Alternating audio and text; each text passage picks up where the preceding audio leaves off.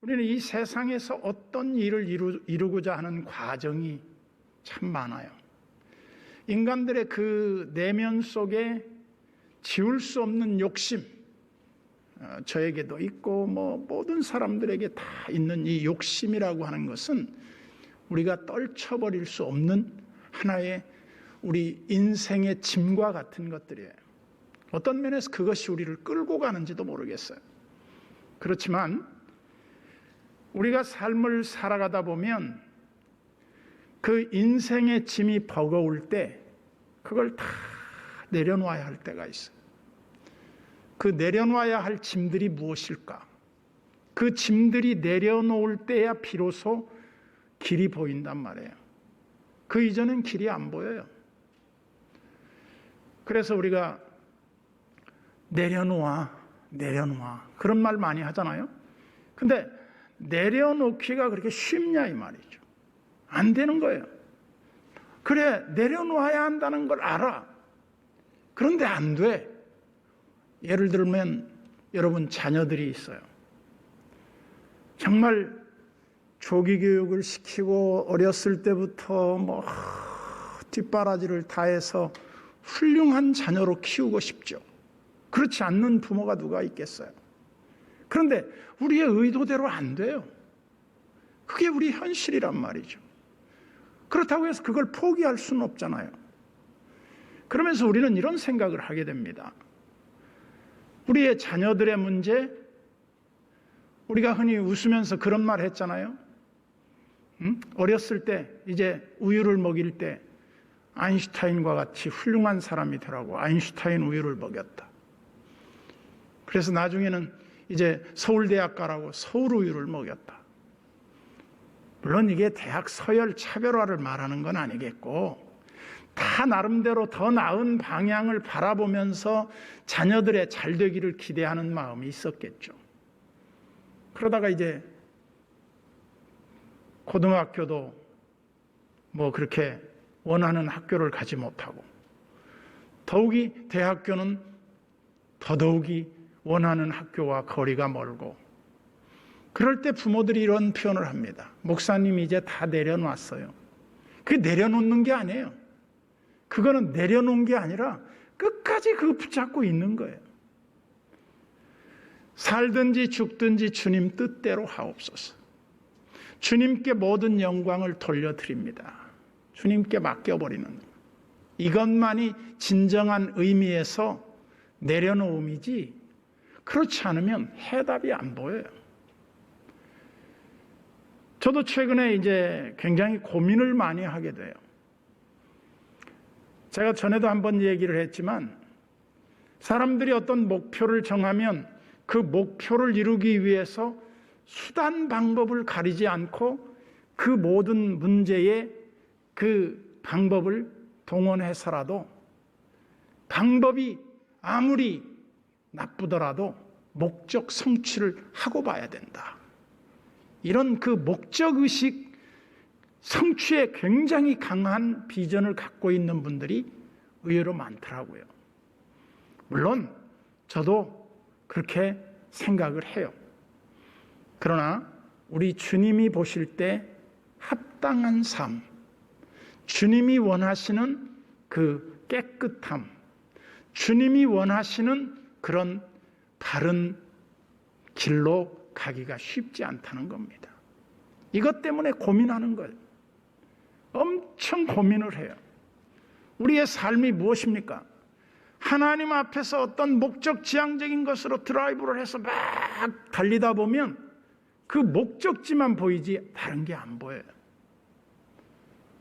그러나 우리가 멈춰보는 거예요. 잠깐 한번 속도를 늦춰보는 거죠. 내 달려가는 길을 잠깐 멈추어 보는 거예요. 그러면 주변이 보이죠. 사람이 보여요.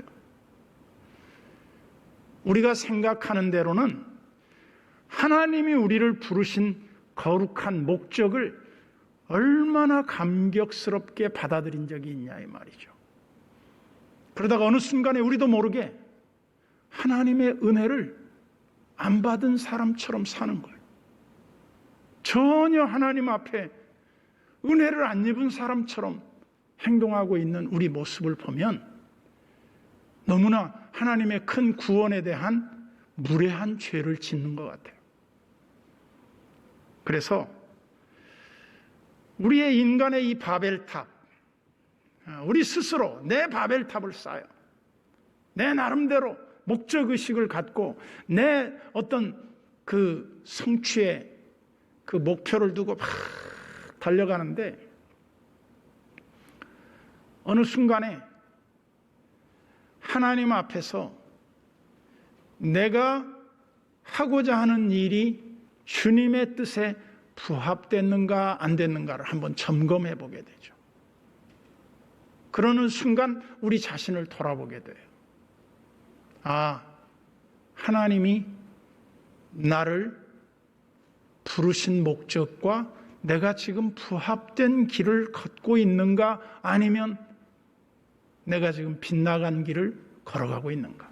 하나님이 주시는 비전은 때로는 필터링이 필요하다, 그런 생각을 한번 해봤어요. 그게 뭐냐? 나는 이러이러한 것이 되고 싶어. 나는 이러이러한 것을 꼭 성취해보고 싶어. 그런데 그 성취해서 가는 과정 중에 많은 부분이 장애물이 숨겨져 있어요. 조형미술가 권길중 박사의 이야기가 이렇게 소개가 돼 있더군요. 미국에서 작품 능력을 인정받아서 세계 100대 조형 건축가로 선정이 됐는데, 이분이 돈과 명예와 남의 모든 부러움을 한 몸에 사는 성공의 가도를 달릴 때 갑자기 식도암에 이분이 판정을 받고 물 한 모금을 마실 수 없는 그런 어려움에 직면하게 돼요. 그래서 이 사람이 식도에 이 구멍을 뚫어가지고 음식물을 집어넣는데 안 들어가는 거예요, 잘. 그래서 마지막으로 이 사람이 신앙은 있겠다, 하나님 앞에 진정으로 이제 물어보기 시작하는 거죠. 하나님, 제가 왜 이 땅에 있어야 합니까? 그리고 자기 자신에 대한 깊은 회의에 빠졌을 때 연변과기대 김진경 총장의 테이블 누가 주면서 한번 들어보라 그런 거예요. 그래서 이 사람은 자기의 생애에 가능성이 없다는 것을 발견하고 그 절망 가운데 있을 때 이분의 테이블 듣게 돼요. 눈물로 간절하게 하나님 앞에 기도할 때 자기 몸이 그렇게 메마르고 몸이 다 움직일 수조차 없이 말라가던 중에 기도를 하는데 하나님의 뜨거움을 체험해요. 그러면서 자기 몸이 그렇게 차갑던 몸이 뜨거워지는 거예요. 그러면서 갑자기 먹고 싶은 식욕이 생겼어요.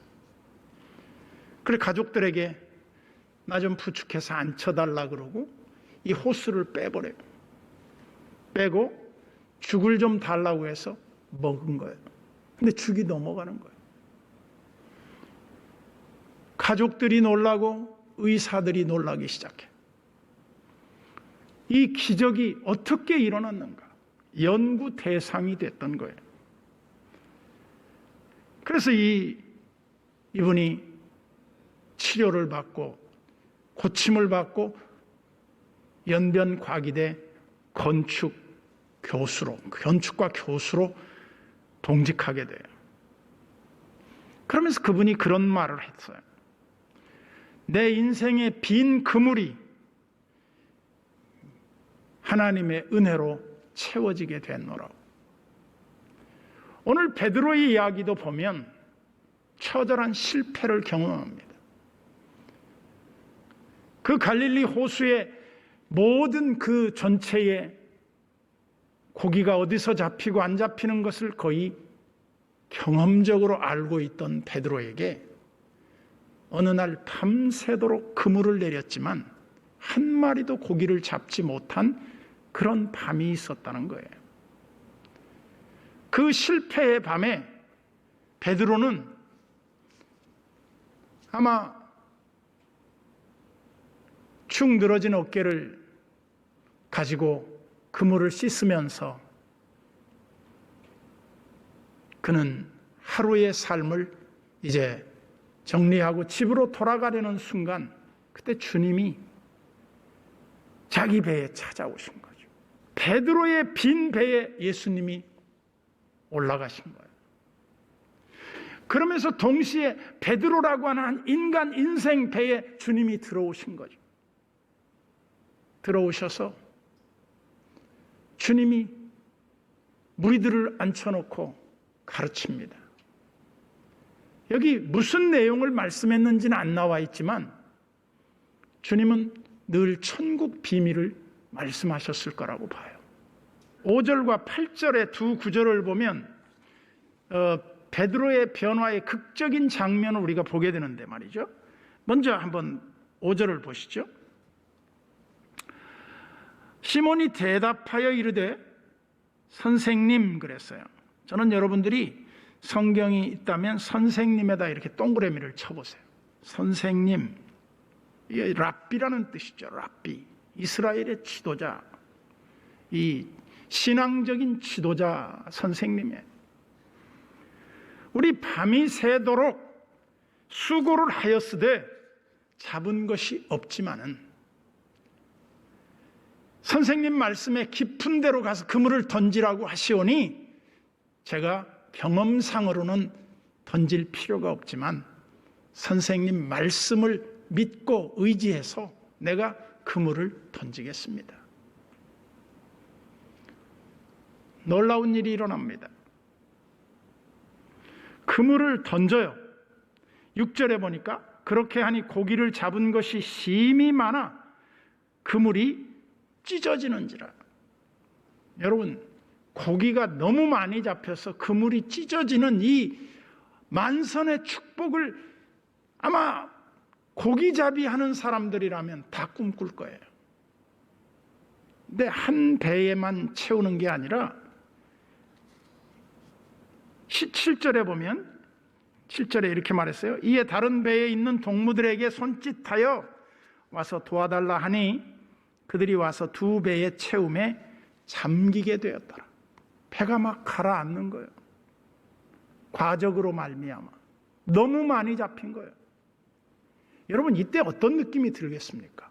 이야, 내가 그렇게 노력해서 안 됐는데, 내가 그렇게 힘을 들여서 헛수고였는데 도대체 이분이 누구기에 내가 지금까지 듣지도 못하고 생전에 보지도 못했던 이런 기적의 현장에 내가 주인공으로 앉아있다니 너무 놀랍다.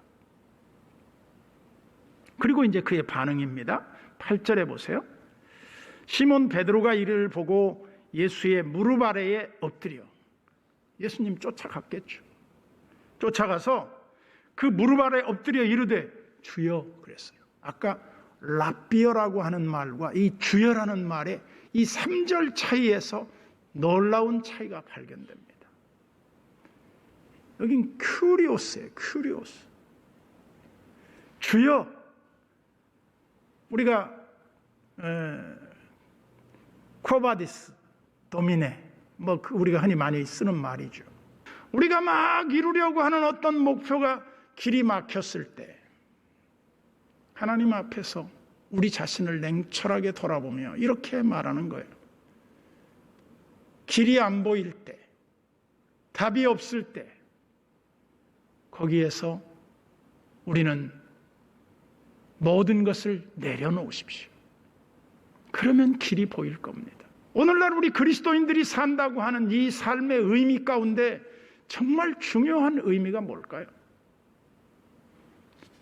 하나님이 우리를 이 땅에 두신 거룩한 목적이 분명히 있을 터인데 발견을 못해요. 근데 그게 언제 보입니까? 그게 주님을 만났을 때, 그리고 그 주님 앞에 내 삶이 통치되기 시작할 때 내가 그때서야 비로소 보이는 거예요. 주여 나를 떠나소서, 나는 죄인이로소이다. 그래서 아니, 고기 잡는 거하고 죄하고 무슨 연관이 있습니까? 베드로는 거기서 깨달은 거죠. 이분이 누구기에, 이분이 도대체 어떤 분이시기에 피조물이 다 그분의 말씀에 순종하는가? 우리 주님의 창조주 되심에 대한 발견과 함께 베드로가 자기 자신을 본 거죠. 그분 앞에 내 삶을 내려놓는 거예요. 내 삶의 버거운 짐을 내려놓고, 주님, 나는 주님을 따를 만한 그런 존재가 못 됩니다. 나는 죄인입니다. 주님, 나를 떠나십시오. 정말 이 베드로의 신앙 고백과 같은 이 내용은 정말 중요한 장면이에요. 그러면서 베드로가 배와 그물을 다 버려두고 모든 것을 다 포기하고 주님을 따랐다. 주님의 역사를 쓰게 됐다 이거죠. 우리가 이 사건을 계기로 한번 드라마를 연출해 본다면 이런 뜻이 되겠죠. 제1편 베드로의 성공기. 그는 고기잡이로서 대성공을 거두어서 갈릴리의 최고의 갑부가 되고 엄청난 경제적인 부의 창출을 이룬 성공한 사람. 그런데 그 삶 자체가 매우 허무하고 의미 없었음. 2편, 그 성공을 뒤로하고 그 성공을 내려놓고 주님을 따랐음. 그의 삶은 천국에서 해와 같이 빛남. 어떤 것이 베드로의 더 나은 선택이었을까? 일본의 성공학자 오토 캔이라고 하는 사람은 그런 말을 했습니다. 일본의 연간 1억엔 이상의 대부호들, 세금만 10억을 내는 사람들 이상을 연구조사한 결과 그 사람들이 성공할 수 있었던 비결이 어디 있었는가? 그걸 조사를 해봤더니 딱 결론은 하나였어요. 성공한 사람들을 가까이 하더라는 거예요. 부자들은 부자들의 그 보이지 않는 뭔가가 있더라는 거예요. 그래서 워런 버핏이 1년에 한 번씩 자기의 그 식사를 경매하잖아요. 함께 밥 먹는 걸. 그 밥 한 끼 먹는 거가 8억 6천 이렇게 가더라고요. 근데 이 사람하고 밥 한 끼를 먹는데 8억을 주고 밥을 먹는 이유가 뭐겠어요? 그 부자의 DNA를 전수받고 싶은 거죠. 그 부자의 비밀을 자기에게 알려주기를 원하는 거죠. 그러면서 저는 이런 생각을 해봤어요. 예수 그리스도를 만남으로 말미암아 예수 그리스도를 우리가 주로 모신 다음에 내 삶 자체가 내게 있지 않고 주님께 있음을 인정하고 주님이 나를 통해서 이루시고자 하시는 그 일을 내가 살든지 죽든지 주님의 영광을 위해 쓰여지는 도구로서 역할만 하면 된다. 오늘 본문 9절에 보면 이렇게 말하고 있습니다. 이는 자기 및 자기와 함께 있는 모든 사람이 고기 잡힌 것으로 말미암아 놀라고 그랬어요. 결과물입니다. 하나님이 하시는 어떤 일에 대해서 우리는 놀라움이 있어요. 왜? 우리를 사용하시는 하나님 때문에. 하나님의 도구로 우리가 사용되는 그 감격 때문에 놀라운 거예요. 그러면서 10절에 보면 세베대의 아들로서 시몬의 동업자인 야고보와 요한도 놀랐습니다. 왜? 이런 일을 본 적이 없거든요. 그러면서 예수께서 시몬에게 이르시되 미션을 줍니다. 뭐라고? 무서워하지 말라. 이제 후로는 내가 사람을 취하리라. 소위 베드로의 고기 잡는 인생에서 영혼을 건지는 업으로, 영적 업으로 탄생하는 중요한 이 터닝 포인트가 실패의 그 갈릴리 호수에서 이루어졌다는 겁니다. 그러면서 11절에 그들이 베드로를 육지에 대고 모든 것을 버려두고 예수를 따르니라. 마가와 마태복음에 보면 부사가 하나 붙었어요. 영어 단어로 immediately. 즉시 배와 그물을 버려두고 자기의 삶의 모든 것을 뒤로 하고 내려놓고 주님을 온전히 따랐다는 겁니다. 그의 생애, 그의 삶, 모든 것은 주님에 의해서 베드로의 역사가 새롭게 쓰여진 것을 우리는 너무나 잘 압니다. 우리는 평범한 삶을 살면서 비범한 사람이 되는 방법이 하나 있고, 대단한 삶을 살면서 별로 관심과 기억에 없이 이 땅에서 삶을 마감하는 사람들도 적지 않다. 오늘 우리가 무명한 자 같으나 유명한 자요, 우리가 가난한 자 같으나 모든 것을 가진 자요, 우리가 약한 자 같으나 그리스도 안에서 강한 자로 하나님 앞에 더 쓰임받고 영광스러운 하나님의 도구로 길이길이 여러분들이 하나님의 은총과 축복을 누리시기를 주의 이름으로 축원합니다.